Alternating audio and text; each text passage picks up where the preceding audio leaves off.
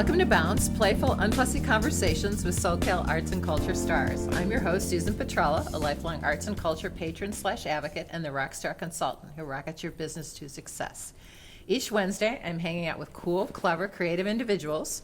Today's guest is Mitch Katz, or Mitch, and we're moving into the literary arts now. He's an author, and I'm going to just read the bio that he sent to me. It's very short and sweet. Born in Brooklyn, moved to California in '82. He's retired from a 50-year career in medicine, where he directed a division of a major children's hospital. He's an internationally recognized expert in his field of expertise, which we really don't know what that is. He's been collecting art for more than 45 years. He collects watches, and not with his wife, I'm sorry, Linda, for over 25 years. And he's recently written a book about his journey collecting watches, and it's now being released, the first in a series of murder mysteries revolving around watches. So, and we'll talk about that a little bit later. So, welcome, Mitch. Hi, Mitchell. So, are you Mitch or Mitchell here? Whatever you want to call me, but Mitch is preferable. Okay, so so you're writing now. Yes. Did you always write even during your medical career? Well, you had to write probably notes, right? Well, you write notes, but that's not literary by Not any lit. stretch. Okay, so did you start there? No. No? This kind of found me after I retired. It started with my sons, actually, because I wanted them to understand what was in the collection. They can of watches. They can see when you come into the house the art, and they know about that. Okay. And they know some names about some of the watches I have, but they don't know and understand, or didn't at least, what was behind the watches, why I have them, what they mean to me. And So tell us about that. Why you have them? What do they mean to you? Tell us about they the mean watches. stories. Okay. Many of the watches and many of the pieces of art in various ways have stories behind them. So, it's particularly about watches. Watches are mechanical art. They're functional. They have important functions over the course of, if you will, time. But they are also micro-mechanical marvels. And they do something every day without fail, and they're built to run for hundreds of years and tell time. And it's a fascinating technological capability that watches have, but they also have an absolute art behind them. And I think that that's what drew me to them, the technological side, but also the artistic side of it. What was the first watch you ever bought for your collection? Or the I first didn't watch? know that I would be collecting watches. The first mechanical watch that I bought was by a company, Maurice Lacroix. It started with some money that I received after the passing of my father. My father was a consummate stamp collector. Yeah. And he had tried to get me into stamps, and it just didn't click. And when he passed, I received a little bit of money. I didn't know what to do with it. It wasn't a life-changing amount of money by any stretch. Mm-hmm. And we were driving around, my wife and I said, I want to do something with this money that has a lasting value. Okay. Not into clothes, not into cars. Our kids' education was funded. We have a house. What do I want? And I came and said, I want a watch. So I went and I bought my first mechanical watch. I was very nervous, sweating, shaky. Was that somewhere here in SoCal? Yes. Yeah. It was in Costa Mesa. And I bought it, and then a couple weeks later, I went and bought a magazine with Terry Bradshaw on the cover, a magazine called Watch Time. And I read it from cover to cover. And it's like, oh my God, these are incredible. And I remember running into my son's room and saying, guess what? Watches have small oil reservoirs. Can you beat that? And He looked at me, not the first time, but he looked at me like I had lost my mind. And unfortunately, I did. The hook got implanted in my cheek, and it got pulled and has not let up since. So how many watches are in your collection now? More than I need. More than you can wear? Not You as don't many wear, as I I only want. see one watch on your wrist, so you're not even like 2 or 3 at a time, no? No, I'm a purist. It goes So on the do left you wrist. wear the same watch all the time, or do No. you, so you? I change swap- watches every day. Oh, you change watches every day? Absolutely. Okay, so you have part of your collection Yes. close at hand. Close. The majority live in the bank, Okay. but I keep some at home, and the people in the bank know us well as we go in and exchange. So do they all have these oil reservoirs in them? For the most part, yes. Yeah, really? Absolutely. Even the ones made now, or, Oh, absolutely. yeah? Yeah. Oh. They need oil to function. They're mechanical, they're gearing. There has to be, no, there needs to be lubrication in certain watches. Horologic science, the making of watches has changed over time, and material science has made it easier to produce watches that don't require lubrication with the use of silicon components in the watch. And that has developed over the last 20 years. But I get the fashion magazines, and so you see the, advertisements for watches, and some of them, they've got the moon phases, or the sport watches that can do like, 3,000 different things. Do you have watches like that, are you drawn to simpler mechanical watches versus ones that have all of these bells and whistles? Both. Okay. Because some watches I obtain for the sheer and unadulterated beauty of them.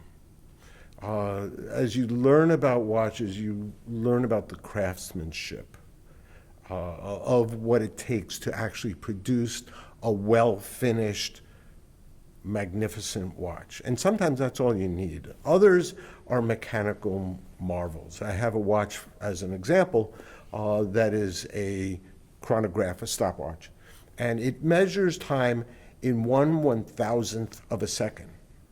That's not a quartz watch. That's done all mechanically. There are only, at most, 11 of these watches in existence. And I'm not sure they made all 11. And that's pretty awesome. To think that they could do this just by mechanics. I mean, many of the things we see in watches these days has been done over and over and over again. The complications, the features of watches. But something like that, that's not been done before, and has not been done since. To measure time in 1/1000th of a second mechanically. Wow. That's pretty ridiculous. So Linda, does he travel for watches? Do you have to take trips to? We have taken a number of trips for watches, and somehow on non-watch journeys, they have at times turned into a little Side visit. trip? Exactly. Sorry, we got to go this way, right? Well, we, as an example, we went to Ireland because my wife wanted to go to Ireland. It just so happened that there was a watchmaker there in Athlone, which is exactly dead center in the middle of Ireland. And no one goes to Athlone. Okay, We did. okay. And we visited and had a wonderful visit. And I found a watch there. Sorry. Now, are you a mechanical person? Would you ever make your own watch? Oh, God, no. No? Oh, no. Just collect? I have taken a number of watch classes, watchmaking classes. I have succeeded in messing up every movement I have tried to take Okay. apart. There is a reason I do what I do, or did what I did for 50 years, and there's a reason I don't do what they do. Okay. So what is it about collecting? So tell me about collecting, because you also collect abstract art, I'm told. Yes, we do. So, Collecting, to me, I've thought a lot about it. When I was writing the book, Why Do We Collect? And collecting, I think, is something we have done for time immemorial. You go to ancient burial sites, and there are artifacts that are left with the person who's passed. And it's to entertain them or to support them in the afterlife. And some of those things are collecting. Why does a child collect rocks? We have a grandson, he's now 6. Anything trains. He'll take anything trains. But he also showed me a bunch of rocks. His father had a bunch of rocks. Why? We start very young collecting things. And as we mature, many of us go on to collect other things. We've had a different journeys as far as what we have collected. My son went from rocks to other things, and now he collects guitars. My other son, he's not defined what he's going to collect, but he's got the gene in him. My wife and I argue because she has a certain number of scarves that is quite significant, and she says she's not a collector, and I said, And we "That's just not true." we just poo-poo that, right? Exactly. I mean, she's a collector. Okay. I mean, it is what it is. But I think that there's Something something. about being human and I think having there to is a do human. this. Yes, I really think there is something, and whether it is in part due to the need of the hunt, the need to possess, or the stimulation that we get for the acquisition. And I think that there's something very human about collecting, and that we do it for the hormonal rush, whatever it is. I don't know what it is, but I do think there's something innate about it that, and it doesn't have to be something of extreme value. It could be a rock, but it becomes multiple rocks, or multiple butterflies, or insects. Or Japanese robots. Exactly, but we do it, and I think Or toy soldiers. to many of us, Or we do cookbooks. it in different We're going to extents. ask all of you afterwards what you collect. Yeah, and I think you'll find the vast majority of people Collect something. collect something, whether they realize it or not. Yes, yes. And yeah, I can think about myself. We'll leave that till later. So, okay. So you've taken this love of watches and you started to write. I did. Okay, so tell us about, he's just published Time Eternal. His first mystery centered around watches. Right. So very cool. So It is cool. So So I started writing when I was getting close to retiring. okay. I had this desire to tell my story to my sons. That was the motivation. Kind of your life story? About the watches. Oh, wow, the watches. Okay. So they would understand. And I know how I am, and I didn't want to start writing anything, not that I knew how to write, until I retired. So the day after I retired, I sat down and I wrote the first 3 pages. And I wrote the first draft in 3 months. I virtually regurgitated into the computer. It was easy because it was trips, it was experiences, it was my story. It was all there. It was all there. It had to come out. You're right. And as I was in that process, a friend of mine said, you should write a murder mystery about watches. It's like, okay, that's bizarre. Okay, whatever. But I started to get into the need to write. It was a passion I had never experienced before. But I wake up in the middle of the night, my brain was on fire because I'd have to write something down, the next part of the book, of the first book, Time on My Hands. And I just found this new journey to go on about writing. And so this concept of writing fiction about watches sat in the back of my brain.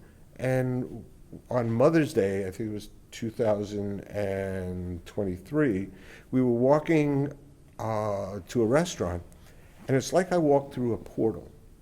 I walked through, and I said, I got it. And my wife looks at me and said, what?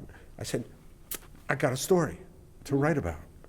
And I said, okay. And we spent the evening talking about that book, about that story.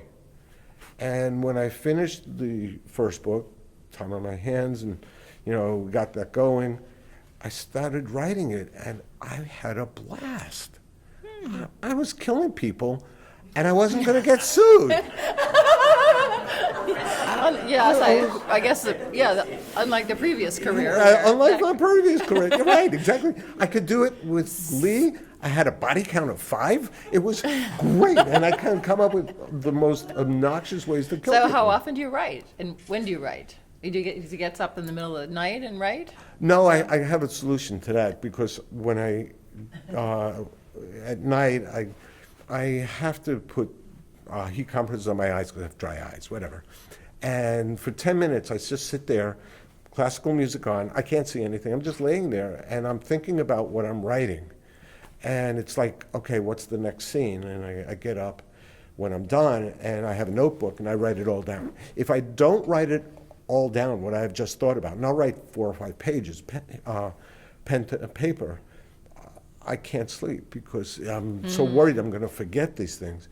But I found that if I write it down, I can sleep like a baby. So you write it down, you don't necessarily dictate it, and then from there. Then it goes into the computer the next day. Oh, okay. And okay. I try to grab a few hours most days. I mean, this afternoon I'm going home and I'm writing because I'm on my 3rd novel. Okay. And How does that work, though? I'm always amazed. I mean, I watch a lot of I don't know, stories, mysteries, whatever, and I'm always like, how do they move it along that it all ends up like, okay, we just watched like Meg Ray on, PBS or whatever. It's like, you watch these episodes or whatever, and there's all of these elements or whatever, and, they all come together and it's resolved. I don't know. That's a marvel to me. I marvel at it. It is, it's fascinating that I can go and complete the circle. I don't know how it happens, but I'll be there. For instance, on the first book, Time Eternal, I rewrote I knew who the killer was. Okay. And so I got to the end of the book, it was okay, but I had to write the ending 5 times. And actually, about the 3rd time I wrote it, I changed the killer. Oh.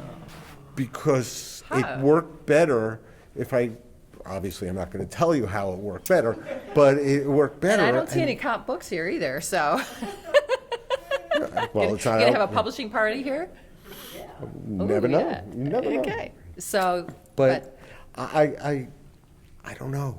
It fascinates me that when I work with a concierge publisher. So you could say I self-publish, but I really don't. Okay. This person I work with, she helps me edit the book and helps get it published. And she said it's a matter of flow. Mm-hmm. It's some people have it, some people don't. And I guess she says I have it. I'm not saying that with braggadocio. I don't know, but it's such a rush when I go, how am I going to get from A to B? Yeah, And it's like all of a sudden it hits me. I mean, I was sitting at the computer yesterday and I just started writing a scene and it just happened. And it's like, oh, I see myself going to the next one. Because I'm in the 3rd mystery. Now, actually, this one, I think I know who the killer is. But now I'm starting to wonder if that's the person I really want to kill the person. But it's so much fun. And then when you get to the end of it, it's like, I did that. And how does it feel when you get done? I want to get to the next one. Oh, really? Oh, yeah. So there's like, a whole, I don't know, I've 15 books in this series, or what's the one that's got the letters of the alphabet? Yeah, like Sue Grafton. Yeah, 26 or whatever. Yeah, and she died at the last one. Oh, did she? Oh, yeah, unfortunately. But no, I've written one that's coming out in a couple of weeks. Then the second one's ready to go. It's done from my standpoint, but it's going to go through its editorial journey. I'm working on the 3rd. I have the first few chapters written in my brain for the 4th, and I have a nugget for the 5th. Are there characters that move from one book to the other? Yes. Okay. Yeah, it's so fun. There's like a Poirot or something like that? Yeah. Maybe a detective or something, or people? Both. And in fact, the editor, we were communicating, she said, you're going to bring back this particular character. I said, yeah. And there are actually characters that I've written about. But does that influence you when that person said that? No, because I've already done it. Oh, okay. And I actually like him. I want him to stay with me. Okay. Although there's going to be peril. Are you jealous now? He's got this whole He's whole imaginary family. no, No? no No. threat. No My threat. protagonist is a advanced age former detective from New York City. Oh, Not in the okay. He's not a Superman. No, okay. He's Kind of not like a the- Harry Bosch character, maybe. No, No, no. More like a Brian Dennehy. I mean, that's kind of the image. I mean, and he would have been the perfect character for it. Unfortunately, no longer. But I'm tired of the Superman. What I entitled the Superman characters who take a beating and keep on ticking. You know, one page they're getting the life beaten out of them, the next page they're out and going around again. It's like, we got enough of those. This guy has lost his wife and Wizened and seen life. he's seen a lot of life, good and Okay. bad, and Okay. he's mentoring a younger detective, and he's got a friend who's equally retired and goofy and likes to eat. My watch, pizza. My watchmaker is an autistic young man. So do you place the various watches that you've collected into the books? Tell you- No. The stories are based on real things. The first story is based on a watch movement that was actually created Okay. about 25 years ago. And so it's all based on a real story, as are the next But two, you don't three. kind of like tuck in No. the watches? No, because it's more about the people and it's about the practice of watchmaking. It's also, as my wife has pointed out, it's some of the things that give me angst about the watch world that I write about. Interesting. Is there a watch, maybe we can end with, I don't know how to say it, but is there like a watch that you like, have to have, that's kind of this elusive one that, you're pining for? Like, that would be like the Grail. pentultimate of, your Grail. the Grail, holy Grail of your collection or whatever. Would that end it, or you just want to keep collecting?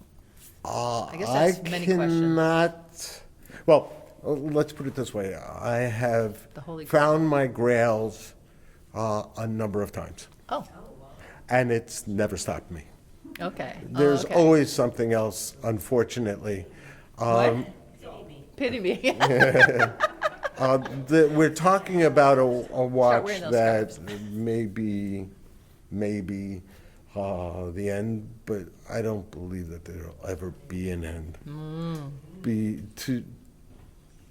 Because it's infinite what's out there, and It's it's not a like disease. Fabergé watch that, that's in some storied collection that you just have to have, or, Sotheby's is gonna auction it off and, Well, let's put it this way. There is a financial consideration Oh, yeah. that one must consider. But of course, if anybody out there is interested in kind of optioning the books, there's, oh, I there could be see. that. Maybe Acorn I watch a lot of Acorn TV or BritBox, so, maybe one You of never those. know. You I've never heard some know. stories about Yeah, some yeah. celebs who option stories. You never know. You never know. Yeah. But no, I think you can have fun and enjoyment with a small cartoon or with a 8x6 painting. You can have fun with a very inexpensive or relatively inexpensive watch or a big watch. I think you can find joy, and that's what I've come to realize in this stage of my journey, is it's about finding joy. And whether there's the reality of finances, for sure, but you can find joy in anything. And people will walk up to me and say, I know you don't collect this. This wouldn't speak to you, but I got this. Are you happy? Yes. Do you enjoy it? Yes. Does it give you joy? Yes. That's all it's about. And it doesn't matter if it's $1.25 or $2 million. If it gives you joy, that's what it's all about. And whether it's art or whether it's rocks or whether it's watches, it doesn't matter. It's what basically means something to you. And that's what it should be all about. Not what it means to somebody else, but what it means to me. And I can get that for simple pieces, or I can get it with these very expensive pieces. Well, thank you, Mitch, for sharing your story with us. You made bounce, bounce. A special thank you to our generous sponsor, Coastline College, its Fine Arts Department and Art Gallery, David Michael Lee, Director, Curator, and Professor. He's also our wonderful producer. Thank you, David. Until next time. That's a word.